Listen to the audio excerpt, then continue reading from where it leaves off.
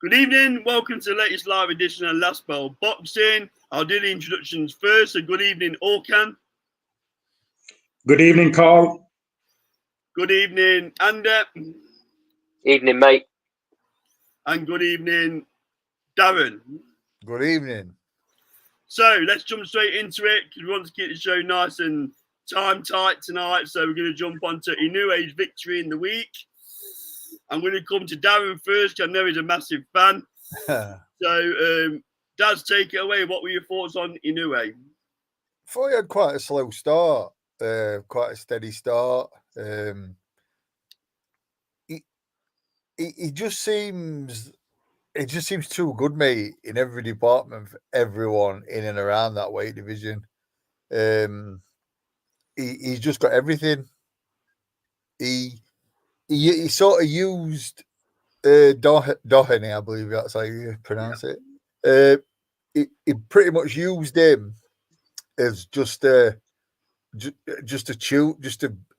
tick over, and that guy's getting everyone problems, and he just used him as a tick over and stopped him as and when he wanted. And I think the shots just sounded like gunfire. It was like, you could just hear shots.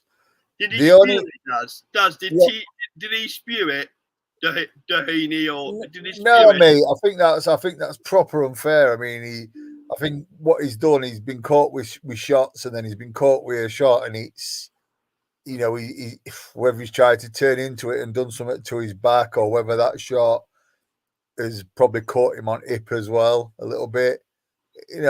Mate, it's hard. It's naughty to say he spewed it. He was getting beat up. I think he's come out and said he's never been hit that hard in his life. Yeah, that's not me saying he did, by the way. Just what there's a few people, mate. Yeah, there's a few people saying it, but yeah, he's come out and said he's never been hit that hard in his life.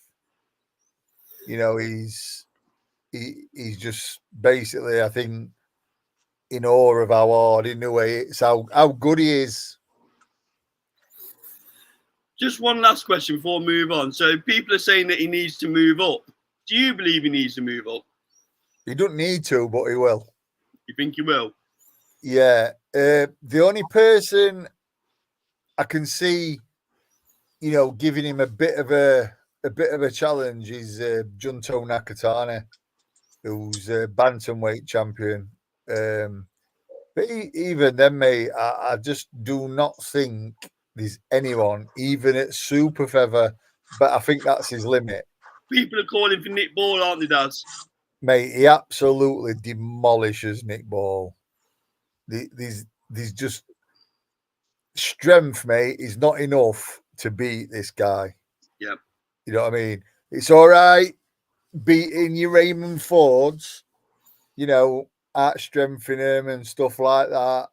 And if he were beating people convincingly, like Ray Vargas, if he'd have knocked him out, if he'd have knocked Ford out and stuff like that and bulldozed them, but he cannot walk into Inoue. He's just not going to happen. He'll just bust him up. We'll just literally bust him up. The issue with Nick Ball, before I bring Orkan in, I'm consciously leaving in a minute, Orkan, is Nick Ball can get time coming in quite easily, can't he, Daz? Let's be honest. Oh, mate. And and he's the last person you want time in you. Yeah, I agree. Coming in, he'll cause serious damage. And let's be totally honest, mate, as Nick Ball, we're fans of Nick Ball, I believe, on here. And what's not to like with Nick Ball? But come on, we're talking about a pound for pound, the best fighter on planet. He's a shoe-in for Hall of Fame. He's going to be talked about. By the time he finishes, mate, he's going to be probably talked about in conversations. Japan's greatest fighter. I mean, what I would say is regarding Nick Ball, and this is one for another show, he needs to keep away from Lee Wood as well. Just if Lee Wood was to come back down. Who needs to keep away from Lee Wood? Ball. Yeah, listen, I could see that happening, but I don't think Lee will come back down. Though. No, I don't think Lee will come back down, mate. I think he's where he's staying where he is. I think. Cheers, Daz. Orkan, coming to you. So give us your thoughts on Inoue and whether he should be moving up and what you thought of his performance.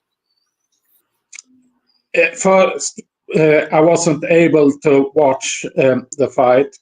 I was at work, but I have watched clips and the right reactions from the fight, and it looks like that it wasn't the usual Inoue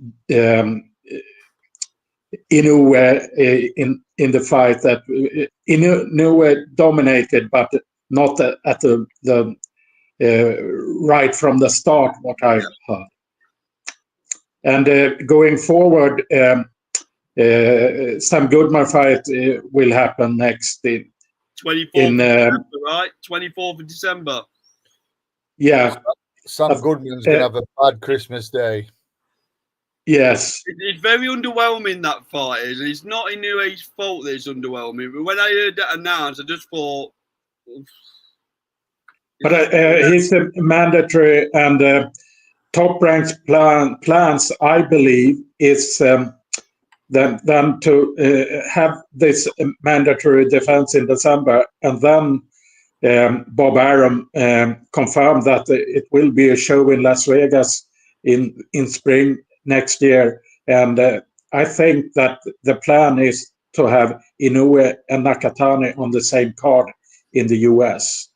Well, and then they can maybe back end of next year a big fight with Inoue and Nakatani in Japan. That is the plan, what I think.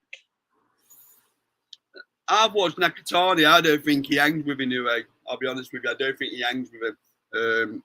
Yeah, I just don't. I know you rate him, Daz, don't you? But it's another kettle of fish, isn't it? He's a good fighter, but I think around. I mean, I'm talking around at minute. You know, he's young, and around at minute, I can't see anyone giving him a loss. I mean, what's his name? Magdalayev. I mean, Eddie Hearn's sparking off about Magdalayev. You know, MJ, yeah, smashes Magdalayev to bits.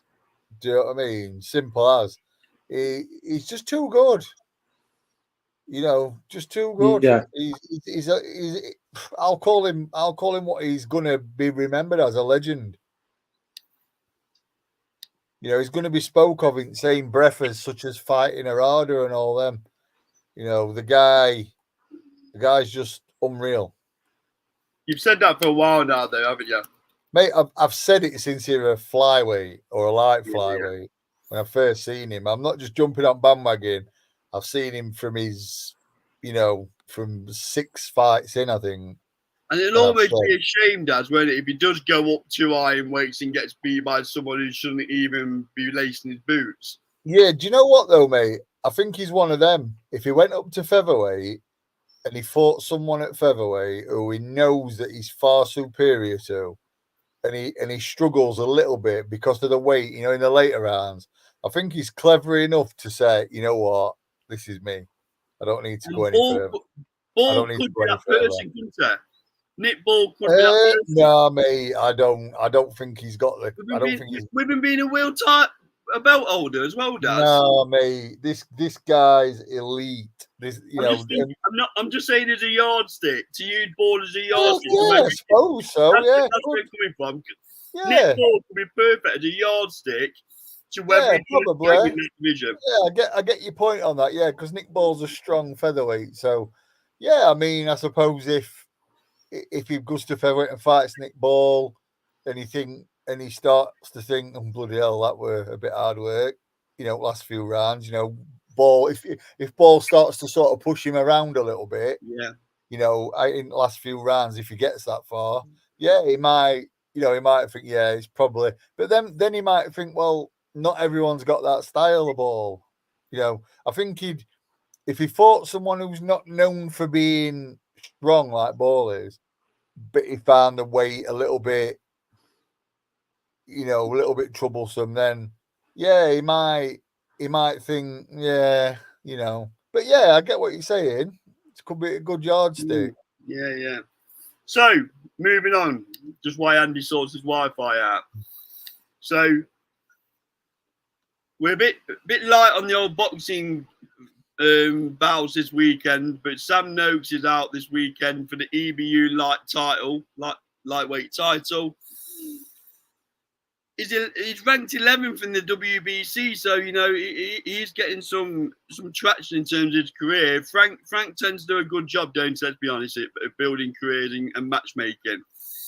I'll come to you first, Orkan. What are your thoughts on Sam Noakes? Because he's in a killer of a division, isn't it? Absolute killer of a division. And is this just a run out this weekend and he's going to pick a belt up? Yes, I think Sam Noakes stopped Seglia pretty early on Saturday. Yeah, I've looked at him, Orkan. He hasn't got the best resume, has he? He's been beat by people like Mende, Yigit, and Scarpa. So every time, and Mende that Sam Noakes beat easily. So easy win. Are we anticipating? Yes, I think Sam Noakes wins easily. Stoppage round 5, round 6. And then just one last question. So Sam Noakes, this is obviously European level. Can Sam Noakes get in and around the world level? I think that he could be on world level, but I think he need a couple of fights before a world title, I think. Yeah. I repeat again, he's in an absolute killer of a division. Absolute killer division. There's a lot of talent in that division for him to get anywhere near the world level. Daz, coming to you. What are your thoughts on Sam Noakes? Yeah, I like Sam Noakes. He's exciting. Everyone loves a puncher, don't they? You know, everyone likes a puncher. I think it's a bit of an underwhelming card, if I'm honest. It's not really. It's a trade card, doesn't it? Really? Yeah, it's all right, I suppose. But Sam, for me, I agree with Orkan. To be fair, Sam should make light work of him mid rounds, I think. And looking at the division, Daz, because I say again, killer of a division.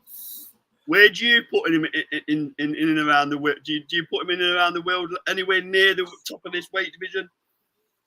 No, he needs to. You know, he needs a little bit more, doesn't he? He's got to show a bit more to go to, world level. He's got to be. I mean, to be fair, Mendy, bit faded, really. I suppose you could say. This guy is not pulling any trees up. So, is this really European level? Not really. So probably needs to find someone who's genuinely European level, and then let's measure it from there. I don't think he's been it on chin yet. Yeah, I think he needs a gatekeeper, doesn't he? He needs to find that gatekeeper who's operated at world level, who can ask him the questions. Yeah, if he's not truly, let's say even proper European level, this gatekeeper will ask him. He'll come on stock. That's what he needs. Yeah. But listen, he's got some power, obviously. So and getting a good push from Frank. He is, mate. Yeah, he is, and he seems like a nice lad as well. So yeah, let's see what happens. Okay, coming on to Andy's favourite topic next. Shame he's not here. So Billy Joe Saunders has again been doing the rounds on certain boxing outlets and media in the UK, talking about how he's in advanced talks to fight Eubank Jr. So Orkan, give us your thoughts on A, does this fight happen? And B, do you expect to see Billy Joe Saunders back in a ring anytime soon? I don't think this fight will happen in a year, maybe, but not also this time next year as the earliest. And I don't think Billy Saunders will come back this year, but maybe next year. And one question from me that I will go to Daz with as well. Surely Billy Joe is going to have a couple of warm-up fights before jumping in with Eubank Jr. on the back of being out of the ring for what I believe is around 3 years. Yes. So a couple of warm-up fights, and if we come back, and the first one maybe early next year. And if Billy Joe Saunders is in his prime, if he comes back and rediscovers how good he was before leaving, where'd you put him in that middleweight division? How high can he go? I don't think he can go. I think he had been out too long to came back where he was before he fought Canelo. Okay. Hi, Darren. You all right? Hi, mate. You all right, Carl? Yeah, I'll come to you next, fella. Hi, Darren. Hi, Akan. You're on. So, Daz, obviously, you're the only one qualified to talk about boxing out of the four of us officially. Oh, I won't say that. So, if you was in the corner of Billy Joe Saunders and he's talking about Eubank Jr. next, what would you be advising him? Bearing in mind the level of time he's been at. I'll keep it short and sweet. Billy Joe Saunders, for me, never gets in a professional boxing ring again. I just don't think he ever fights again. You still now, even though we're in all these conversations and no, I've heard them all before. See, I think he will, because I don't think he can go out the game, Daz, on that loss. I think he needs to come back in. Yeah, you see, listen, he might think that himself, and then he'll put his pin number in and see how much he's got. Right. And think fair dues. He's on.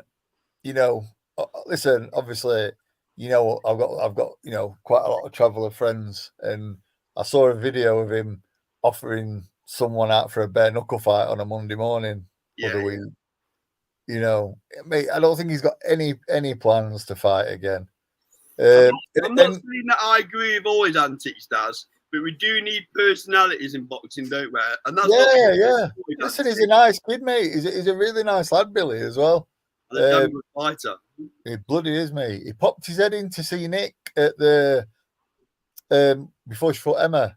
He popped his head in, come in dressing room, and wished her well and that. He's a brilliant lad. If he does fight again, if I'm wrong, I hope he does go down that route you said. I hope he does have a couple of warm-ups.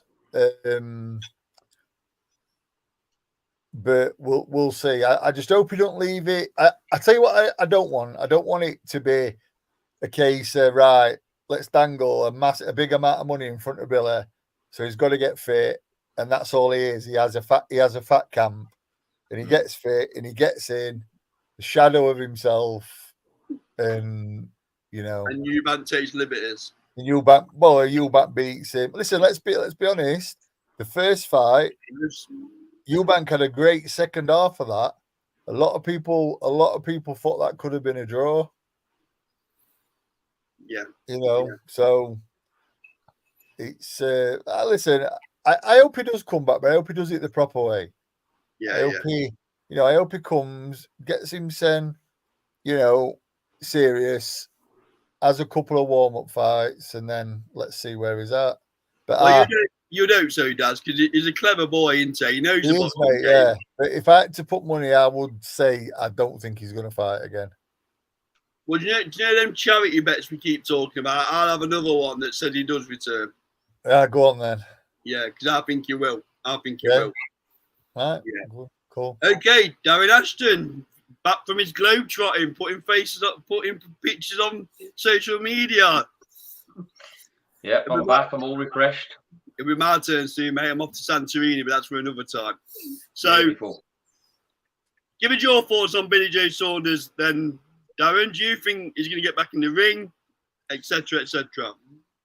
I'm a little bit of the opinion of Daz. I'm not so sure he will. I went to the first fight against Eubank. like a really, really good fight to watch, tactical affair.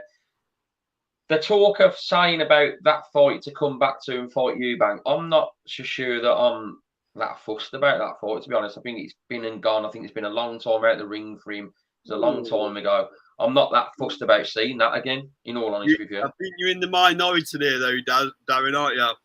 Because yeah, probably. See, I do get like why people want to see it again, but for me, it's just like it's a bit, like Cal Brook and Khan. I think I know they weren't the first one, but I think we waited too long for it, and I think it's just gone on and gone on. And I think a bit like Daz, I'm not sure if Billy Joe Saunders comes back.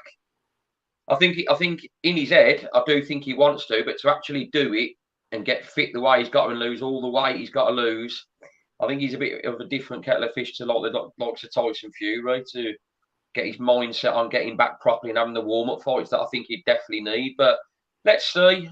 I definitely think he's going to need the warm-up fights, and I think we need to see what he's got left after that. But I'm 50-50 if he comes back. I mean, Darren might have a point regarding putting his pin number and seeing the pound signs, because he's also doing some managing as well into that, Darren, I think. Yeah. I think he's... Oh, sorry, Dad. I think he's... That's right, man. I think he's doing a bit of training as well, like training a couple of his younger relations. So I think we're more likely to see him as a trainer, manager, if I'm honest. Yeah. Like I said, I do think he'll come back. I don't think he can go out the game on that kind of result, if I'm honest. So I think he'll be enticed back in. Having that Eubank Jr. carrot dangling with the money involved, let's not pretend it's not about money, because it is. I think that'll be enough to get him back into camp. So let's wait and see.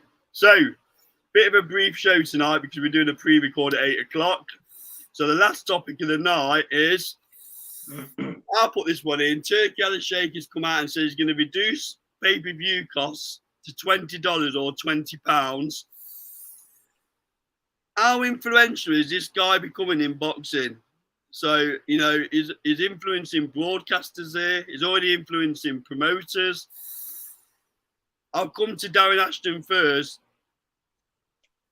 Are we even at the height of his influence yet, Darren, or is there still more to come? I think there's way more to come, and I think he's saying all the right things to have pay-per-views at £20 and even talking like $14.95 for the Beterbiev-Bivol fight. It's only good for the sport, good for the fans. I mean, you look at the way like football tickets are going up and everything, and all sports, the tickets are rocketing in price. To actually, in the comfort of your own home, to have pay-per-views at 20 quid and 15 quid, where they've been 25 and 30, can only be better for the sport. And I think what he's trying to do as well is get more casuals into the sport. I mean, the card of Beterbiev and Bivol, I think, even though there's been some criticism for the card, I can understand why, but I think he's trying to get like more casuals into the sport where they're putting more named fighters on the cards rather than just having hardcore boxing fans watching. Well, his argument wasn't it, that if he can get another 100 million people watching around the world, then, they're still going to earn the same sort of income. But here's one question for you, Mr. Ashton, because we're getting confused with Darren's, is what does that do to small all shows? Well, I agree. That's what I was going to come to. That's the problem. Like, where's the balance? You sort of like at one end of the spectrum to the other. There's got to be a bit of balance in between, because what you don't want to do is like you say, the small all shows where they sort of like get left behind. I mean, we're already seeing like things with sort of like Sky Sports shows getting a bit neglected.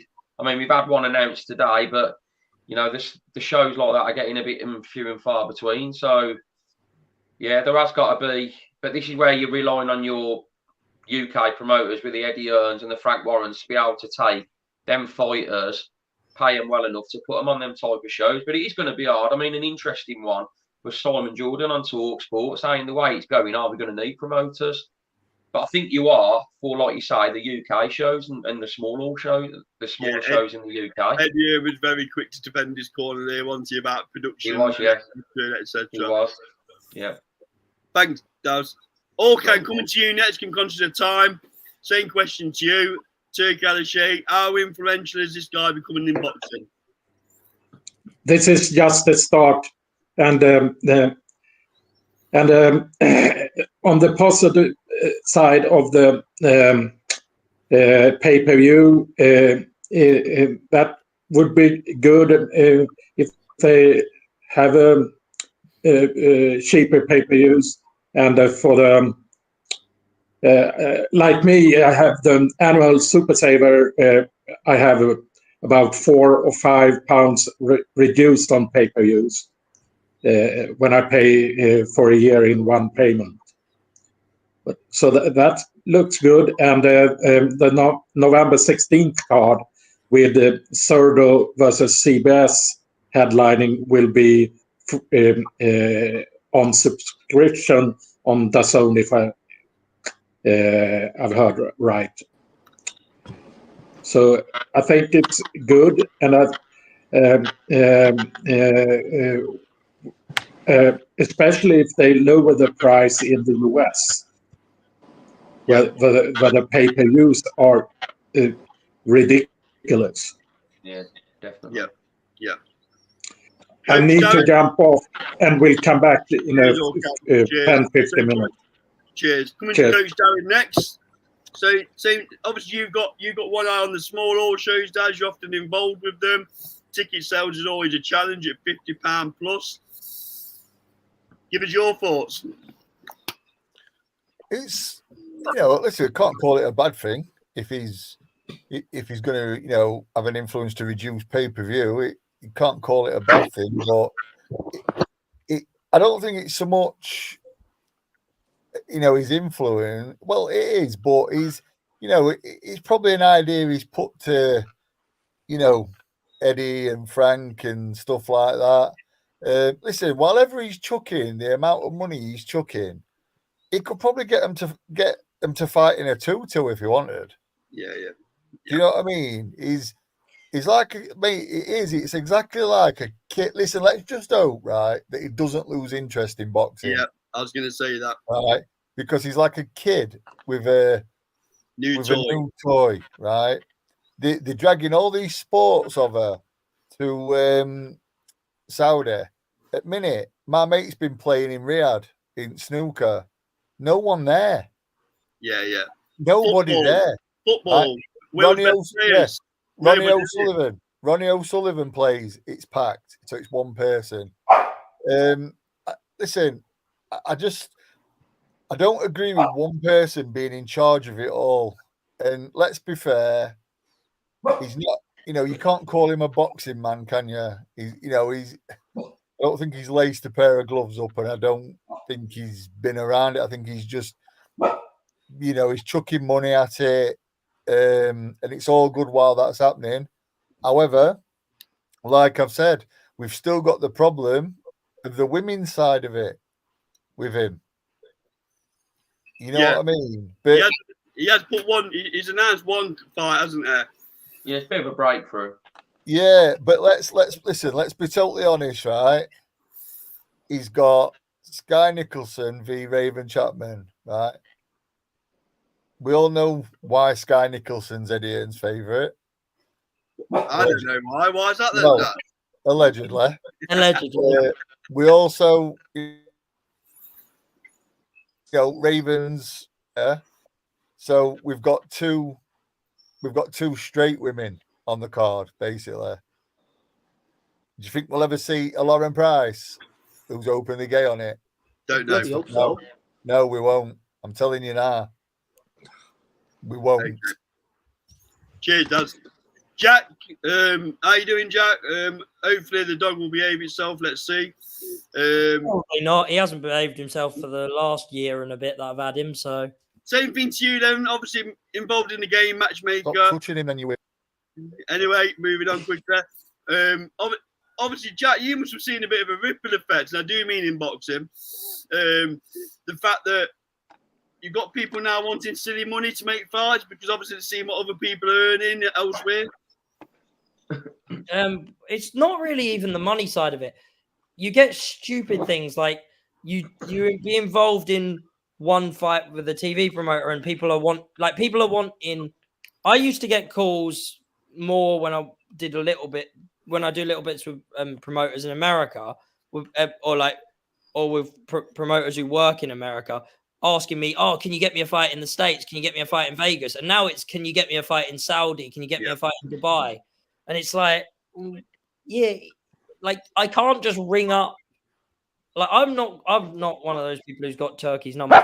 People do, but I can't ring up. I know people who work on those the Riyadh cards, but I can't ring them up and go, "Will you put, Joe Blogs from Shrewsbury on?" It's not going to work like that. They very much kid in a sweet shop style pick who they want, and it's who they want. And what Daz says is right about the female side, where that will be very select, even more so than the male side, who will go on there. And Okay. I mean, it's great that per pay-per-view's going to cost less money. It's a great from a fan's perspective. Is it great small hall wise? Probably not. Is it great overall for TV fights? Probably not, because I actually can see a situation where fights that wouldn't have been pay-per-view before are now going to become pay-per-view because, it's only 15 quid or it's only 20 quid. Yep. As opposed to... Well, they've done it to aim at illegal streaming, haven't they? The rationale is if you've only got to pay 20 quid for a pay-per-view, you ain't going to illegal stream it. You'll pay the 20 quid. That's part of the rationale. That's part of it. I also think they've done it to kind of undercut the UFC because I don't think the UFC will ever do that. Okay. Cheers, Jack. Okay, I don't really want to call you Jabbit Boxing, so what's your official name, fella? Well, that's the problem, Jack. Jack as well. Well, we'll call you the important Jack. How about that? So we got 2 Jacks and 2 Darrens, yeah? Yeah. This is not going to get all confusing. Unfortunately, what happens when you have a common name, guys? You know what I mean? But anyway, moving on. So, Jack, give us your thoughts on Turkey Shake. Welcome to Last Bell Boxing, by the way. Thank you for joining. Thank you for having me. No worries. So, give us your thoughts. Turkey, like obviously the US pay-per-views are normally $80, aren't they? And they bring it down to 20. Like we're sort of used to the £20 a month, but where I pay £25 on DAZN every month, sometimes you can have 2 pay-per-views, can't you? So that's £65-70 a month. It would be interesting. I'd like it if he could bring at least a deal. If you are a subscriber to DAZN in UK, you get a pay-per-view for a tenner or something, just so it balances out a bit more. He's done wonders for boxing so far. I mean, the amount of fights that we've had now because of him, we probably wouldn't have had for another couple of years. Or maybe never. Maybe never. As I'd rather him start doing he done LA as well, didn't he? He's doing Wembley. I'd rather him keep the Riyadh season sort of something like that because I don't want all the fights going to Saudi. I like to see the atmosphere in the background and stuff. I don't want to see people just sat there and just twiddling their thumbs. I genuinely think, Jack, when he gets to Wembley on the 21st September, Turkey Shake's going to realise what a UK/British atmosphere is like. Yeah. And ban all future Riyadh season events. Well, I wouldn't go that far. I wouldn't go that far unimportant, Jack. But I just think you'll realise. I've never been, by the way, to Riyadh, so I have no idea. Well, that makes it even more of a nonsense comment then, Jack. Yeah, I mean, it kind of does, really, doesn't it? Well, has anyone here been to Riyadh? Let's be brutally honest. Not yet. But none of us are talking about banning shows out in Saudi for Riyadh season. No, I was going the other way. I was taking the mickey and saying banning all future Riyadh. Anyway, let me bring Andy in. So, Andy, we talk about Turkey Shake and his influence regarding reduction in pay-per-view costs and just how far his influence is stretching now in boxing. So, give us your thoughts. Well, it seems very obvious, mate, that he's pulling all the strings right now, and everyone's just towing the line. Mm-hmm. You've got, or you had, very influential promoters in Eddie Earn and Frank Warren, and neither of them dare say boo to a ghost at the minute. Bye. He's making a great point as well, wasn't it? Yeah. He actually was making a good point. There we go. Let's see if he can finish off his good point. I don't know what he did to me there, mate. Is that just how much influence Turkey's got? He's getting you to turn. Yeah. It'll be sponsored by Riyadh Season next week. Oh, fair enough. I don't know the answer, Carl, because we all complain about pay-per-view prices. This guy's come in and he's told all the broadcasters they're not charging over a certain amount of money, which you can't complain at. But this is off the topic slightly. I have my concerns. I've had my concerns since day one. I've gone through them on the channel previously, so I don't really want to repeat myself too much. But what do you think, Andy, what do you think this does to small all shows? Bear in mind, so if I'm sat in my living room where I live, and I've got a small all show down the road which is charging me 50 quid, and I can sit and watch Better Behave versus Bibble for 20 quid, with all due respect to the small all show, I'm going to sit and watch Better Behave and Bibble. I don't think it affects the small all shows. I'll tell you why, because the way small all shows work, Carl, all of the audience are buying tickets to see the fighter in that venue. They're not concerned about what's going off in an arena anywhere else. Prime example was a small old show that I went to a year or two ago. There was two massive shows on, one in Manchester and one in London. Can't remember who the two main fights were, but they were big shows by two different promoters on the same night. And I went to a small old show, Carl Grieve show, and it was rammed because fighters, as you well know, Carl, fighters have to sell tickets to make their own money on small old shows.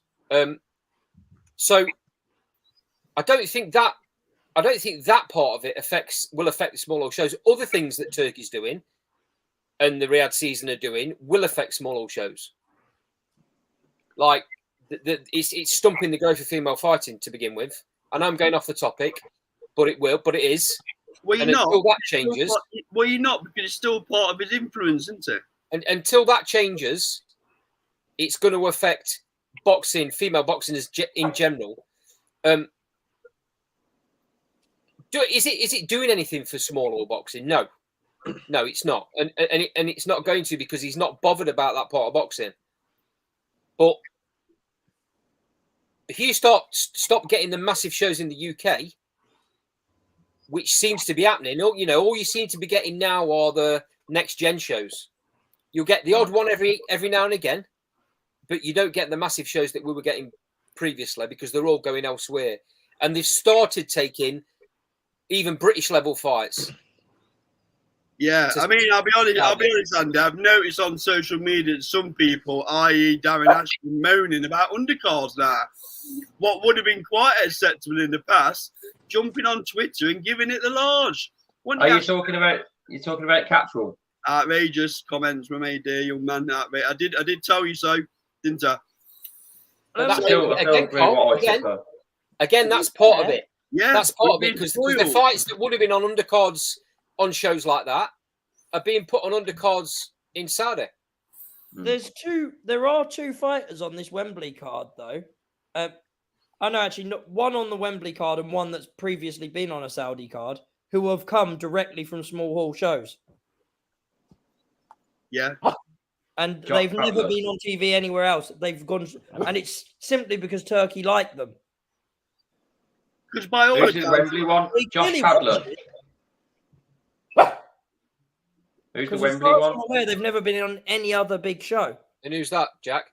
Jack McGann had never been on a big show until he went and fought in Saudi. Admittedly, he lost, and I'm pretty sure he was only he was there, but he wasn't supposed to lose, from what I was told. And Josh Padley is the other one. Well, there's other fighters, isn't there, as well? A little bit more high profile, but Willie Hutchinson, he wasn't a massive profile, and Mark Chamberlain. Yeah, but those two were actually signed to a promoter. Yeah, Whereas but what I'm saying is, Jack, they weren't exactly household names, were they? That's the point I'm making. Oh no, yeah, I get the point you were making. Hutchinson was a bit because he was kind of, there was a bit of fanfare when he first turned pro, wasn't there? Well, I would agree to disagree on that one because I mean, he was a elite GB level amateur that when Warren signed him, everyone thought he was going to be this next. He wasn't setting the world alight in the pro ranks, was it? No, he wasn't. That's what I'm saying. There was fanfare when he first turned over, and it died, and then they've relit it. I'll be honest, Cole. I'm less concerned about UK cards in the male game than I am in the female game. I agree with you on the female side. Cards in general in the female game are getting shut down. I don't know why, but for example, Natasha Jonas, Michaela Mayer too. Both of the fighters wanted it. The promoter shut it down. Why? The first fight was exciting. Why would you not want to put that on? Even if you don't want to make it an headliner, you put it on as co-main. Why just shut it down unless someone's told him to? Yeah, that Wembley card was crying out for a top female fight, wasn't it? So why didn't it happen, Cole? Yeah. It was a perfect opportunity for Turkey Al Sheikh to prove to people that there's not an issue with female fighters. And I know it sounds like I'm calling him out, and maybe this stops me from getting to any of his shows. Well, so be it then, because unfortunately, it's the way it looks. If he wants to say otherwise, then prove that by putting female fighters on your cards, mate. I know we've just had one over in the States. I know we've just had that one, And then that's one. Then you've got the one on the Berturbiev Bivol as well. But in my opinion, Jack, just tokens. I feel like that fight could have been made anywhere, and people would have been okay with it. So I feel like he kind of just did that as a well, everyone wants to see it anyway. I just what I don't get, Jack, is why UK promoters have stopped putting large female fights on, and even promoting fighters that have proved themselves on certain shows just recently. Not going to bring the fighters up because it's not fair to do that. But there's certain fighters that have booked the trend, gone away to a big promoter, beat their girl, and normally in a situation like that, that promoter would pick that fighter up for at least one fight. There's two that I can think of that are like that. They put their next fight on that big promotion. That's not happening this occasion. And that scuppered the chances of that fighter getting to the next level for another belt. Like I say, I'm not going to talk about names because it's not fair to do so. I mean, there's two I can think of, and I think one of them is who you're talking about. It's not fair to do so because I've not talked to the fighter and I've not talked to the fighter's manager. I'm not commenting because I don't know the full story, but there's two I can think of. But from the outside looking in, that looks to me like what's happened. You know, there's another fighter that I have talked to that's vacated a belt recently because no promoter would pick that fight up. It would have meant that she would have had to have paid to defend her own belt to keep it in the UK, rather than going abroad to a country, Italy, in this instance, that we all know is difficult to go abroad in Italy. It's difficult to go to Italy and get any sort of a result. We all know that. This particular fighter didn't want to take that chance. So because of that, she's had to vacate. It's just that it's all not looking great, in my opinion, right now. Right, a comment in the side, and sipping the water, I believe, in the water. Female boxing doesn't sell for the most part, and not much entertainment. Not much entertainment. Is he having a laugh, or she? Some of the best fights I've seen have been female fighters lately. 2 minute rounds. I mean, Daz has sat there smirking because he knows what I'm talking about. I think you need to pick that one up, Daz. I can't be bothered. I mean, that doesn't, and I don't mean this to sound arrogant, but that doesn't even warrant me replying to it, to be fair. I think we all know. Crazy answer that. Everyone's entitled to their opinion, and welcome to the show. Yeah, listen. Listen, on. everyone's entitled to their opinion, but you know, everyone who watches and has seen, you know, women's fights, yeah, mate. I tell you, I don't really know how to respond to it, to be honest, because I just think I don't think it warrants a response, like you no, said. not really. I'll move on to the next comment. I don't think he watched Taylor and Serrano anyway. No, definitely not. So Ra's in the chat. Hi, Ra. Nice to hear from you, fella. It's put my worst nightmare is Turkey getting more power. Well, Dad, I know you just read that, so I ain't gonna say it out on here, obviously. I'd just like to know why I'm arrogant. Not screen it say himself, Cole. I'd just like to know why I'm arrogant, if you don't mind. There's many things I'll accuse you of, Dad, but arrogance is not one of them, young man. Not all. Is that from that sip it, by the way? Yeah, I can't see the comments. Yeah, we'll just ignore that. So we're coming to the end of the show. So important, Jack. Obviously, we're doing a pre-record at 8 p.m. that you got the link for, young man. So we'll see you back on the recording at 8 p.m. Daz, Ashton, thank you very much for your contributions, young man. No, he's mine. Coach Darren, thank you very much for your contribution. And a bit like a Jack in the Box, all yo-yo in and out with your Wi-Fi. Apologies. You've got to sort that pound shop Wi-Fi out. I've sorted it now, mate. I'm all right, aren't I? Well, you are for the minute, yeah, but you tend to come in 10-minute spells. Thank you for all the comments on the side, even the ones that we don't agree with, or the ones where they've been a little bit rude. All views are welcome on this channel. Darren's a big boy; he can handle it. I won't read that last comment out. This has been Last Bell Boxing, proudly sponsored by LW Lifton's SC Travel. We're doing a pre-record at 8 p.m. tonight in half an hour's time. For anyone watching it on replay, Half an hour? It's only 10 minutes. Say again. It's nearly 8 o'clock. 8 minutes to it. Come on, Dad, you're killing me outro here. Let me get my outro done and then we can jump on. Oh, right, sorry. I didn't know you was time checking, mate. It's 8 minutes. Well, you've been time checking everyone all week. Well, I'm trying to think his comments right. Probably is. Probably is.